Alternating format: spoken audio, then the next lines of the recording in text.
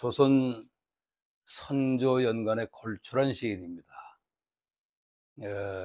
이분이 지은 시조 중에 청초 우거진 고래 잔한다 노원난다 홍하는 어디 두고 백골만 묻혔느냐 잔잡아 권할이 없으니 그를 슬퍼하노라 그런 시 있죠.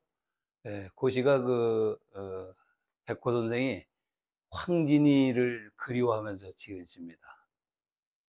이제 조선 남자들이 모두 좋아한 여인이 황진이죠. 백호도 아마 조선 남자니까 그랬을 겁니다. 근데 이 백호 선생이 이 평안감사인지 뭔지 평안대 벼슬길을 가는 길에 개성 송도를 들렸는데 거기에 이제 황진이 무덤이 있는 겁니다. 보니까는 풀이 이렇게 우거져 있는 거지. 근데 옛날에 그 아름답고 그 명성을 드날리던 황진이가 죽어서 거기 묻혀 있는 거지. 그 무덤에 잔을 붓고 절을 하면서 시를 지었습니다. 그게 바로 잔잡아 권할이 없으니 그를 슬퍼하노라. 이제 가고 없는 여인이 되고 만 것이죠. 네. 근데 그 소문이 한양의 조정까지 올라간 거야. 바로 잘렸어. 사대부가 선비가 기생 무덤에 절이나 하고 앉아 있다고 그냥. 지금처럼 무슨 뭐지 파파라치 이런 것도 없었을 텐데 바로 신고가 들었네. 근데 백호 선생이 그걸 모를 리가 없어요. 그것이 격식에 어긋나는 줄은 알지만 그만큼 호방한 사람입니다. 걸림없이 자기 마음대로 그 행동을 하다가 죽은 사람. 술도 잘하고 시를 잘하고 멋쟁이, 지금으로 말하면 한량입니다. 멋쟁이 사나이입니다. 임재 선생이 지은 시 무어별입니다. 무어 말을 못하다, 말을 말 못하고 이별을 했네 이런 얘기죠. 네. 여기 나오는 15 젊은 아가씨가 아주 아리따운 그 어린 아가씨가 사랑하는 사람과 이별을 하고 지은 시입니다. 물론 임재가 그 여인이 입장이 돼서 지은 시죠. 자, 15 월계녀가 수인 무어별이라 귀래 엄충문하고 읍향 이화월이라. 15 월계녀가 수인 무어별이라 귀래 엄충문하고 읍향 이화월이라. 자, 여기서 우선 이 단어를 먼저 공부를 해야 합니다. 여기 월계녀라고 15는 15살 먹은 아가씨 말합니다. 월계녀는 월나라라고 아시나요? 중국의 월. 오나라 월나라 그래서 5월 동주라는 얘기 들어봤죠? 네. 오나라와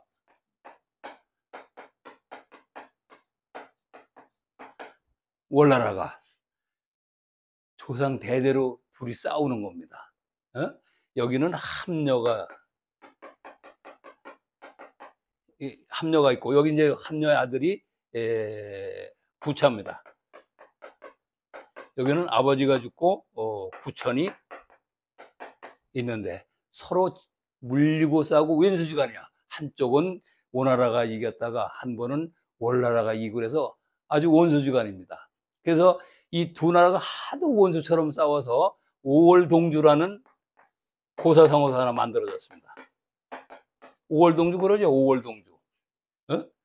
오나라 월나라 사람이 한 배를 탄 겁니다.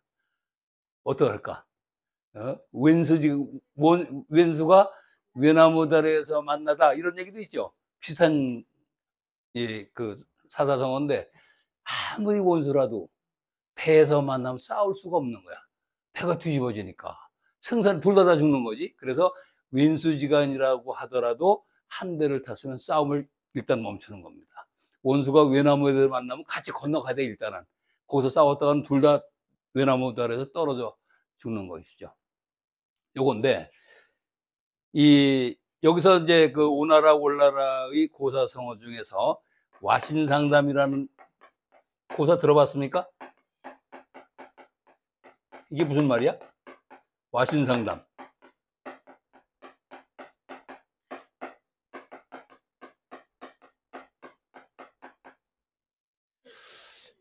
함녀가 부차의 아버지가 구천한테 죽습니다. 그러니까 함녀가 아들인 부차한테 유언을 해. 내 원수를 갚아라. 그래가지고 그 아버지의 그 유언을 잊어버리지 않기 위해서 이 신자가 그 가시나무 신자, 섭신이라는 그 뗄나무 신자입니다. 가시나무를 밑에 깔고 거기 누워있는 거기. 얼마나 아프겠어. 매트리스도 그런데 그 거친 나무 위에 누워서 쓸개 담자입니다. 누워서 쓸개를 입으로 핥는 맛볼상자야. 쓸개 맛을 보는 거지. 그러니까 가시나무에 누워가지고 쓸개 맛을 보니까 정신이 뻗쩍 나는 거 아니야. 내가 원수를 필히 갚으리라. 이렇게 하는 것을 와신상담이라고 얘기를 합니다. 그러니까 원수 아버지의 유언을 잊지 않고 기필코 원수를 갚으리라. 자나깨나 잊지 않으리가 와신상담에 해당되죠. 나중에 이제 이 부차가 월나라를 공격하게 되는데, 이제 구천이 또 부차한테 잡혀가지고 3년 이 볼모로 잡혀가지고 머슴살이도 하고 그래. 이건 두 나라가 그 엄청 싸우는 나라입니다. 나중에 이제 부차가 이제 오나라가 월나라를 정복하게 된 거야. 하려고 하니까는 구천의 모사 중에서 범녀라는 사람이 있는데, 이 범녀라는 사람이 그 사람이 이 만나는 여자가 그 월나라 서시라는 여자입니다. 서시 들어봤어요? 중국에 미인이 4명 있다는 거지. 서시. 예, 춘추전국시대, 오나라 월나라는 춘추전국시대 서시가 있고, 그 다음에 전한시대에 왕소군이 있고, 또 삼국지에 나오는 초선이라고 들어봤죠? 그 여자하고 당나라 때 양귀비, 그 4명을 중국 4대 미녀라고 그럽니다. 이 서시가 이때 등장을 합니다. 왜 여기 계자가 붙었냐면, 이 서시가 시내가에서 월나라 사람입니다.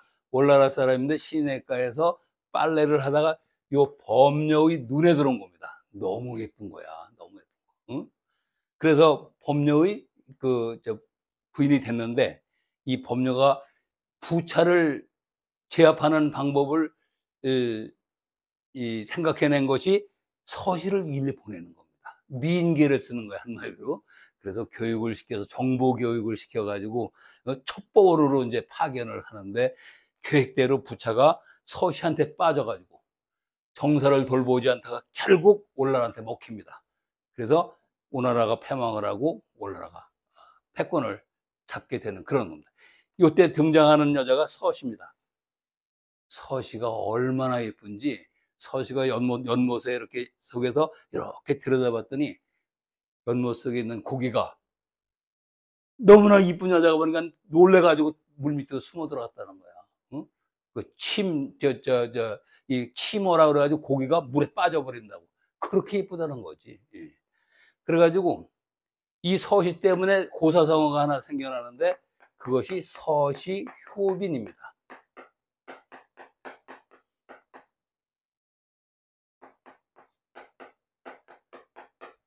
요 효자는 그 효과적이다 할 때, 효력이 있다 할 때도 쓰지만은 그 효염이 있다, 본받다는 뜻으로서 본받다. 빈자는 앞에 눈목자가 있어가지고 찡그릴 빈자입니다. 서시가 속병이 있는 거야. 얼굴은 예쁘긴 한데 속병이 있어가지고 자꾸 한쪽을 찡그린 거지. 예쁜 여자는 찡그려도 예뻤던 모양이야. 동네 여자들이 전부 찡그리고 다니는 거지. 나도 그런가 해서. 그래서 이 서시효빈, 효빈이란 말, 요거 가지고도 말이 되는 거야. 찡그리는 것을 본받다, 이런 뜻입니다. 그게 잘못된지도 모르고 따라서 하는 거. 우리 속담에 남이 장에 가니까 장군 메고 장에 간다, 이런 얘기 있죠? 그거와 같은 얘기입니다. 요런 이 서시효빈, 요런 것도 만들어내고, 와신상담, 오월동조, 이때 전부 나온 얘기입니다. 이 월계녀는 바로 서시를 말합니다. 월나라 시내가에서 빨래하다가 범녀 눈에 든 사람. 그래가지고 결국은 부차한테 첩보원으로 들어가서 오나라를 멸망시킨 여자, 세계 최초의 여자 첩보원입니다. 그게 서시야. 자, 그래서 여기서는 올나라 여자를 말하기 서시를 말하는데 아리따운 아가씨를 말합니다. 그래서 여기서는 15살 아리따운 아가씨 이렇게 해석을 하는 거죠. 15세 아리따운 아가씨가 부끄러워할 숫자입니다. 수치심할 때 쓰는 거야. 요 인자는 사람이 부끄러워서가 아니라 남이 부끄러워. 사람 인자는 사람이라고 해석될 때보다 남이라고 해석될 때가 더 많다고 그랬죠? 남이 부끄러워서 말도 못하고 이별을 하네. 수줍어서, 응? 남한테 드러내지도 못하고 표현도 못하고 그냥 나무 뒤에 숨어서 이별을 한 거야. 남이 부끄러워 말도 못한 채 이별을 했네. 님은 떠나갔습니다. 귀래 집으로 돌아와서 엄은 가리다, 덮다, 뭐 닫다 이럴 때 쓰는 거네. 뭘로 위에서 덮다, 뭘로 가리다. 또 문 같으면 닫다 이럴 때 쓰는 엄이죠.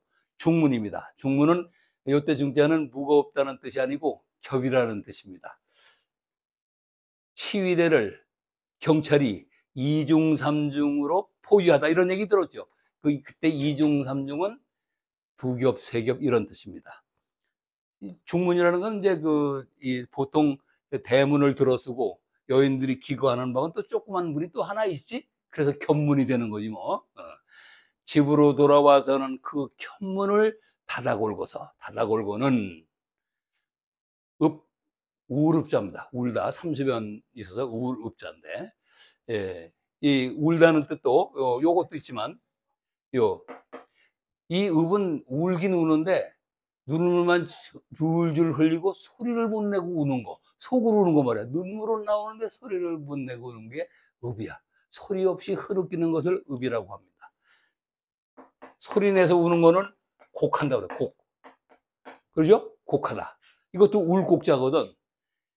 읍은 소리 죽여 우는 것, 요 곡은 소리 내서 우는 것. 큰 소리로 우는 걸 뭐라고 그래? 통곡이라는 통곡. 대성통곡하다 그러잖아. 네, 대성통곡하다. 그렇죠? 네. 여기서는 소리도 못 내고 눈물 흘리는 겁니다.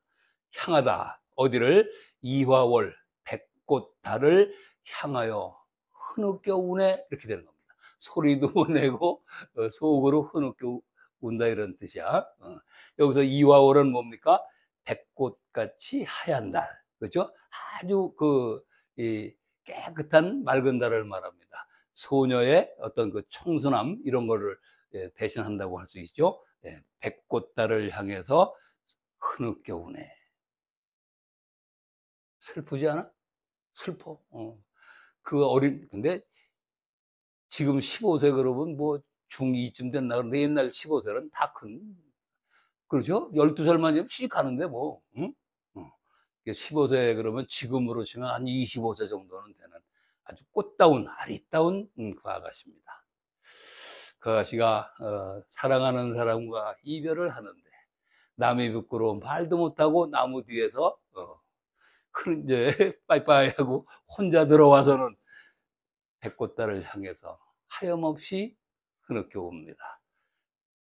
임재 선생이 그 15세 아가씨의 심정에 의해서 이 시를 지은 것입니다.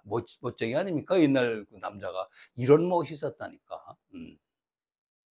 자, 정리합니다. 15살 아리따운 아가씨. 남이 부끄러워 말도 못한 채 이별을 하였네. 집에 돌아와서 견문을 닫아 골고서는 백꽃달을 향하여 하염없이 흐느껴 오네. 소리도 못 내고 눈물만 졸졸 흘리네. 그런 정도입니다. 자, 오늘 올개녀가 올나라 여자 서시를 지칭해서 아름다운 아리따운 아가씨를 말한다. 그런 얘기고요. 뭐 별거 아닌 것 같지만 이 사람 인자는 남이라고 해석을 하는 것이 좋다. 자, 이 운다는 뜻의 읍, 이것은 소리 없이 우는 것. 소리 내서 우는 건 곡이라고 한다. 같은 우는 건데 우는 정도에 따라서 사용하는 글자도 다르다 하는 걸 알 수 있습니다.